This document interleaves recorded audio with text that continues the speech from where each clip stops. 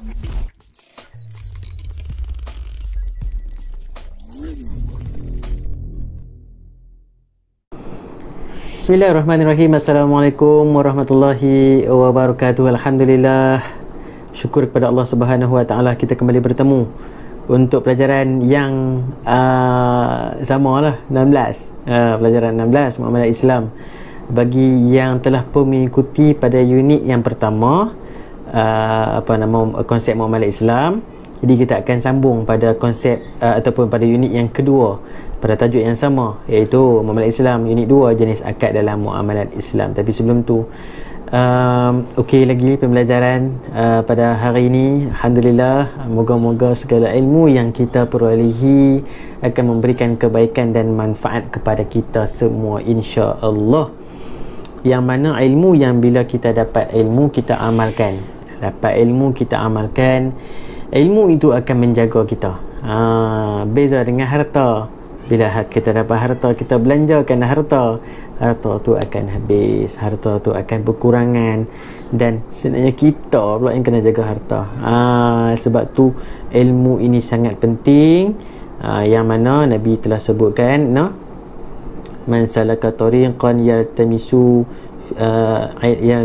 fihi ilman sahalallahu lahu tariqan ilal jannah. Siapa yang berjalan menuju mencari ilmu, maka Allah akan mempermudahkan urusan untuknya menuju ke syurga. Itu kelebihan orang yang berilmu, orang yang ada pengetahuan. Jadi pada hari ini kita sambunglah pelajaran kita, bukan sekadar untuk periksa, tapi untuk amalan kehidupan seharian kita sebagai seorang Muslim yang sejati. Okey, cantik. Siapa? Masuk terus dengan pelajaran unit 2, iaitu jenis akad dalam muamalat Islam. Okey, seperti biasa sebelum kita mulakan, mungkin ada yang terus dengan unit 2 ini, tak apa. Mungkin ada yang baru nak tengok balik unit 2. Pesan-pesan sekali lagi, sama-sama kita berikan ketenangan dalam pendudukan kita. Duduk kita lah, duduk dalam keadaan yang tenang, dalam keadaan yang selesa. Yang pertama, yang kedua, seperti biasa sama-sama kita mula dengan baca Quran Al-Fatihah. A'udzubillahi minasyaitonir rajim. Bismillahirrahmanirrahim. Alhamdulillahi rabbil alamin, arrahmanir rahim, maliki yaumiddin, iyyaka na'budu wa iyyaka nasta'in, ihdinas siratal mustaqim, siratal ladzina an'amta 'alaihim ghairil maghdubi 'alaihim waladdallin. Amin. Allahumma salli ala Muhammad wa ala alihi wa sahbihi wa barik wa sallim. Allahumma salli ala Muhammad wa ala alihi wa sahbihi wa barik wa sallim. Allahumma salli ala Muhammad wa ala alihi wa sahbihi wa barik wa sallim. Okey, kita akan teruskan dengan doa penang hati. Bismillahirrahmanirrahim. Allahumma aftah alaina hikmataka wa anshur alaina min khazaini rahmatika ya arhamar rahimin. Alhamdulillahirabbil alamin. Pastikan semua peralatan sesuai untuk pelajaran telah disiapkan, dan sama-sama kita ikhlaskan hati dan jom fokus untuk pembelajaran seterusnya. Macam DJ radio lah bunyi. Jalan. Okey, bidang fiqh 137 sambung hingga 141, buku teks pelajaran 16 Muamalat Islam unit 2, jenis akad dalam muamalat Islam. Jom kita telusuri bersama. Yang pertama, jenis akad dalam muamalat Islam. Jenis akad dalam muamalat Islam, kita nak tengok jenis akad dalam muamalat Islam yang ingin kita pelajari pada hari ini. Ada 5. Ada berapa? Ada 5, iaitu yang pertama, tukaran.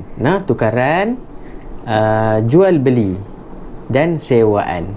Untuk pertukaran, jual beli dan sewaan. Okey, yang kedua iaitu kebajikan. Kebajikan ini termasuklah hibah, qard, waqaf dan wadi'ah. Okey, itu kebajikan. Yang ketiga, perkongsian, iaitu musyarakah dan mudarabah. Keempat, ejen, iaitu wakalah. Dan yang kelima, jaminan. Okey, tengok slide ini dan ingat kelima-lima jenis akad. Yang pertama pertukaran, yang kedua kebajikan, 3 perkongsian, 4 ejen, 5 jaminan. Boleh dapat? Boleh dapat? Okey. PKP AJ. PKP AJ. Apa dia tu? Permulaan lah, permulaan bagi setiap perkataan tu. P pertukaran, PKP kebajikan, K kebajikan, P pertukaran, perkongsian. Lupa juga. AJ ejen dan J jaminan. Betul lah tu. Tengok. Senang kan? PKP AJ. PKP AJ. Senang. Boleh tahu tu? Boleh. Jalan. Okey.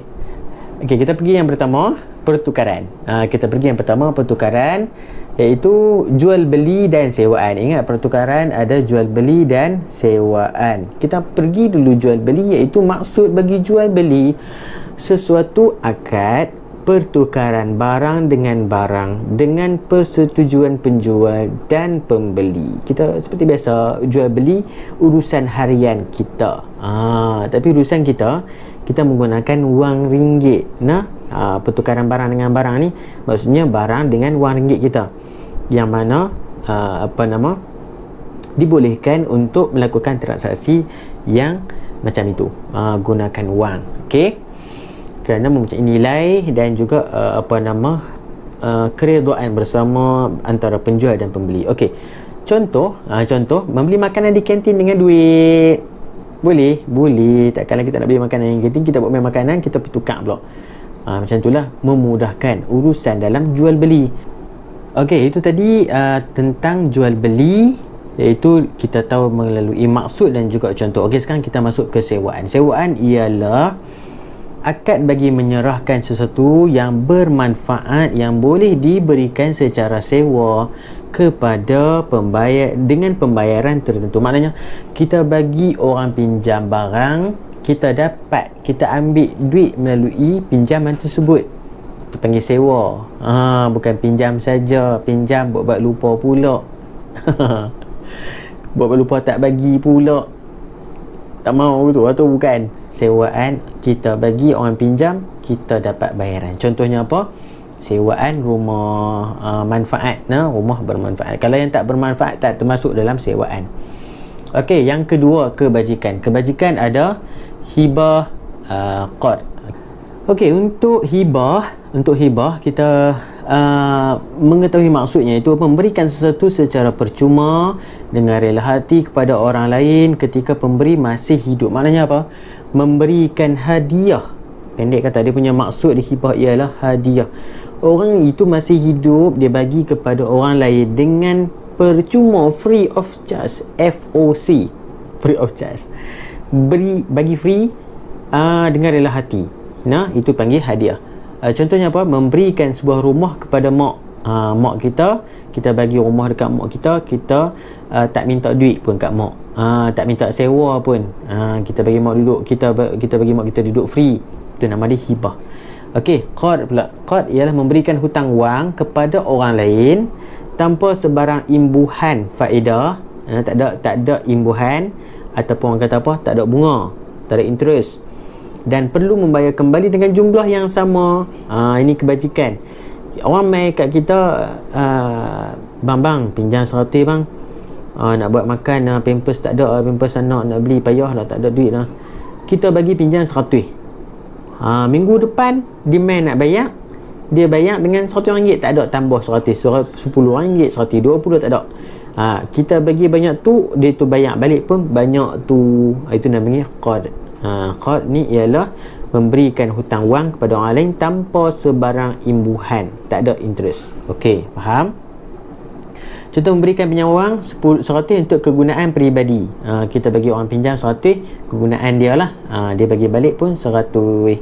Yang kedua, masih lagi bawah tajuk kebajikan, iaitu wakaf dan wadi'ah. Wakaf dan wadi'ah. Wakaf ialah mewakafkan harta yang dapat diambil manfaat serta kekal fizikalnya, ainnya, untuk penggunaan yang baik serta bertujuan mendapat keredaan Allah Subhanahu wa taala. Mewakafkan harta yang dapat diambil. Wakaf ni maksudnya memberikan manfaat barangan yang ada yang kita punya untuk kegunaan yang baik, bertujuan untuk dapat redha Allah. Kita tak ambil duit daripada barang yang kita bagi tu. Kita bagi wakaf apa, kalau di sini bagi contoh apa, mewakafkan rumah untuk pusat penjagaan anak yatim, ataupun kita wakafkan Al-Quran, kita letak di surau, orang guna, selagi mana orang guna Quran yang kita bagi wakaf itu, kita akan dapat pahala. Tak ada pun kita kata siapa guna sekali bayar aku RM1, tak ada. Kita bagi orang guna tanpa orang tahu siapa punya. Contoh-contoh kita wakafkan, kita tulis pun tak apa, saya mewakafkan Al-Quran ini untuk surah sekian-sekian, contoh kan. Tak ada bayar apa kat kita, dapatlah pahala kepada kita. Wadi'ah, memberikan satu barang kepada orang lain agar disimpan dan dipelihara seperti yang sepatutnya bagi orang lain simpan. Wadi'ah ni orang simpan sat kat kita. Contohnya apa? Simpanan wang, kita pergi bank, simpanan wang, konsep al-wadi'ah. Ni konsep orang menyimpan wang bagi pihak kita. Contoh kalau kita bagi barang, simpan barang lah. Kita bagi orang simpan kereta kita, macam mana kita bagi kat dia, macam tu lah dia pulangkan dekat kita. Itu maknanya al-wadi'ah, kebajikan. Okey, seterusnya perkongsian. Perkongsian ada dua, musyarakah dan mudharabah. Musyarakah dan mudharabah, maksud musyarakah, akad yang menetapkan suatu harta atau perniagaan yang dikongsikan bersama oleh dua orang atau lebih. Ataupun di segi bahasanya kita nak tahu musyarakah ni apa, iaitu syarikat. Perkongsian syarikat, ramai, dua orang ataupun lebih yang berkongsi modal, berkongsi kepakaran, berkongsi ilmu, kan, tenaga. Mereka buat sama-sama syarikat untuk melaksanakan sesuatu perniagaan. Perkongsian untuk melakukan syarikat perniagaan, itu syarikat lah, musyarakah syarikat. Mudharabah lain pula, syarikat tadi. Mudharabah, akad yang dilakukan oleh pemodal dengan menyerahkan modalnya kepada pengusaha agar dapat diniagakan dan keuntungan dibahagikan antara mereka. Maksudnya mudharabah ni apa? Ada dua orang, dua pihak ni, pihak pemodal dan pihak pengusaha. Ingat, mudharabah ada dua pihak, pemodal dan pengusaha. Pemodal orang bagi duit sahaja, orang bagi modal sahaja. Dia buat tak kerja? Tak, dia tak buat. Dia bagi modal sahaja. Yang buat kerja siapa? Pengusaha. Pengusaha ni keluar modal tak? Tak. Faham ni? Pemodal buat keluar duit, pengusaha buat kerja. Jadi untung tu dia bahagi ikut persetujuan masing-masing. Ada yang 60-40, dia punya apa orang panggil tu, nisbah. 60 pengusaha, 40 modal, contoh gitu kan. Ataupun 60 pemodal, 40 pengusaha, 50-50. Itu terpulang kepada persetujuan antara pengusaha dan pemodal. Okey, pemodal memberikan 10,000 contoh kepada pengusaha untuk perniagaan buah-buahan, dan kadar keuntungan dipersetujui 60 untuk pengusaha dan 40 untuk pemodal. Dapat? Cantik. Seterusnya kita pergi ke ejen. Ejen pula. Ejen ialah wakalah. Ejen ada satu ya. Wakalah ya.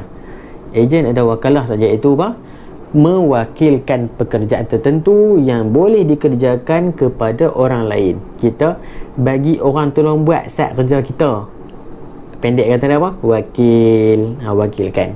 Wakalah ni mewakilkan orang lain buat kerja. Isyad mewakilkan Syafiq untuk menjual sebuah rumahnya, dan Syafiq akan dibayar imbuhan yang dipersetujui. Contohnya apa? Broker, macam broker, orang tengah. Wakalah ni macam orang tengah. Barang bukan barang dia, barang kita, tapi kita minta dia tolong jual sebab dia ada kepakaran, dia ada ilmu, dia ada link, contoh kan, dia ada pasaran dah. Jadi kita bagi dekat dia, bila dia dapat jual, kita bagi komisen dekat dia, kita bagi imbuhan dekat dia. Itu panggil wakalah bawah aspek ataupun jenis akad ni apa? Ejen. Okey, dapat. Dan yang terakhir, yang kelima, iaitu jaminan. Ada dua, kafalah dan rohnu. Kafalah dan rahnu. Kafalah ni apa? Jaminan yang diberikan oleh penjamin kepada orang yang dijamin atas sesuatu transaksi. Contoh, ni kita kena tengok contoh. Kalau kita baca maksud saja mungkin kita tak faham.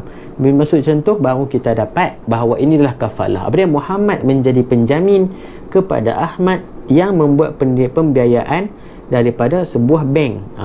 Itu dia panggil kafalah. Orang yang penjamin lah, penjamin kepada orang yang dijamin. Faham tak ni? Bukan hak jamin di penjara ke apa. Bukan. Ini penjamin di bank lah terutamanya. Buat loan kereta, buat loan peribadi. Ada penjamin di situ. Jadi penjamin tu nama dia apa? Kafalah. Kafalah. Dan rahnu. Rahnu ni apa? Pendek kata macam ni. Dia gadai. Rahnu ni maksud dia gadaian. Rahnu gadaian. Menggadaikan sesuatu barang sebagai jaminan terhadap hutang. Contoh, Maimunah menggadaikan gelang emas kepada bank bagi mendapatkan pinjaman daripada bank. Dia ada juga jenis rahnu ni, dia nak pinjam duit tapi dia ada barang kemas, dia pi gadai barang kemas dia, bank bagi duit ikut kadar tukaran semasa. Maknanya ada waktu yang bila dia pergi bawa emas tu harga dia mahal sikit, ada yang harga rendah sikit. Jadi banyak mana ikut kadar semasa, dapat banyak tu lah pinjaman dia. Jadi bulan-bulan dia pergi tebus lah, dia pergi bayar, dia pergi tebus. Jadi habis dia dapatlah balik barang yang digadaikannya. Itu jaminan bagi rahnu gadaian. Boleh dapat untuk tajuk ataupun unit 2 ni dia agak pendek sikit. Wallahu a'lam. Dapat kita buat pembahagian macam tu dia lebih mudah dan lebih berfokus lah. Kalau kita terus panjang nanti tak larat dengar. Tapi tak apa, bila kita buat rakaman ataupun ada YouTube ini, para pelajar semua boleh rujuk balik, boleh tengok balik, boleh search balik dan boleh buat ulang kaji balik. Itu yang paling seronoknya. Dan Ustaz pun harapkan macam tu lah. Mungkin Ustaz tak ada di satu masa nanti kita dapat sebarkan lagi kebaikan untuk kita semua. Itu harapan Ustaz, insya-Allah. Jadi para pelajar sekalian, sama-sama kita dapat manfaat daripada perkongsian ini, terutamanya para pelajar tingkatan 4. Okey. Pelajaran 16 Muamalat Islam selesai di sini. Sekali lagi Ustaz harapkan download bahan di bawah, iaitu PowerPoint ni juga, sebenarnya PowerPoint ni juga. Dan jangan lupa komen, like dan share, dan jangan lupa subscribe channel Ustaz untuk memberikan lebih semangat kepada Ustaz. Memang jujurlah, bila nampak kata subscribe tu banyak, dia jadi semangat nak buat tu. Bukan nak kata sikit tu tak semangat, dia semangat juga, tapi dia bila ada ramai lagi ni dia jadi macam seronok lagi. Lagi seronok nak memberi. Macam tu. Jadi tumpang-tumpang kita memberikan semangat, insya-Allah. Minta maaf, minta ampun ada kesilapan, kekurangan sepanjang perkongsian, ada salah silap mohon betulkan. Dan insya-Allah moga redha Allah Subhanahu Wa Taala untuk kita semua. Wallahu taala alam. Kita jumpa lagi dalam solat yang seterusnya. Terima kasih kerana menonton. Jumpa lagi. Aku qauli hadza wa astaghfirullahal azim li wa lakum. Jumpa lagi. #sebar kebaikan bersama Ustaz Rohisham Abidin dalam study online pendidikan Islam. Wallahu alam. Assalamualaikum warahmatullahi wabarakatuh. Terima kasih.